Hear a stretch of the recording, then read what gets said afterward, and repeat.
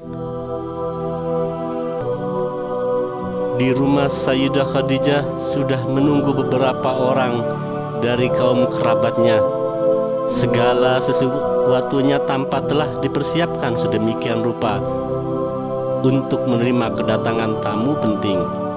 Setelah berbasa-basi beberapa saat kemudian, Abu Thalib berkata, Muhammad adalah seorang pemuda yang tak ada ukuran dan bandingannya di kalangan kaum Quraisy.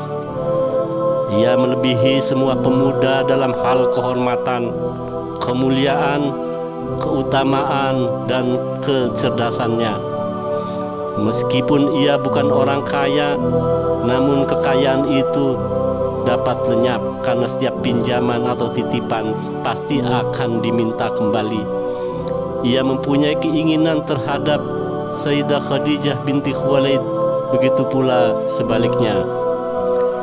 Paman Sayyidah Khadijah yang bernama Amr bin Asad bin Abdullah Uzza bin Qusay, yang dalam pertemuan itu bertindak selaku wali, menyahut setelah membenarkan apa yang dikatakan oleh Abu Thalib dan memuji-muji baginda Rasul Sallallahu Alaihi Wasallam. Ia berkata, kunikahkan Khadijah dengan Muhammad atas dasar mas kawin bernilai 20 bakrah. Usai ijab kabul pernikahan diselenggarakan walimah dengan menyembelih beberapa ekor unta dan kambing. Dihadiri oleh sahabat dan handai taulan kedua pengantin.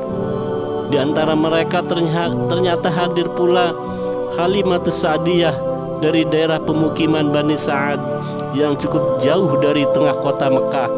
Ia datang untuk menyaksikan pernikahan Muhammad Sallallahu Alaihi Wasallam sebagai anak susuannya yang ketika masih kecil diserahkan kepadanya oleh ibunda Aminah binti Wahab,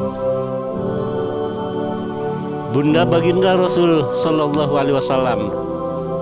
Ketika pulang ke daerah tempat tinggalnya, Halimah dibekali sejumlah bahan makanan oleh Sayyidah Khadijah sebagai tanda terima kasih atas jasa-jasanya mengasuh suami tercinta di masa kanak-kanak.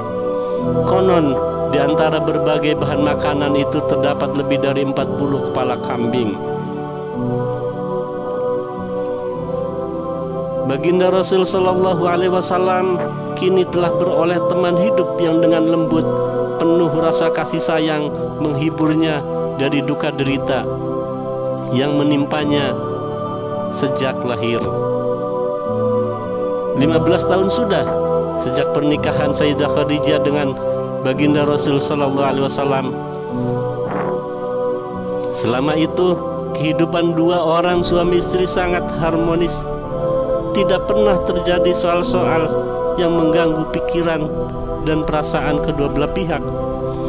Hubungan yang dijalin dengan cinta dan kasih sayang itu bukan hanya menjadi teladan bagi semua rumah tangga di Mekah, melainkan juga dibicarakan oleh sejarah sepanjang zaman.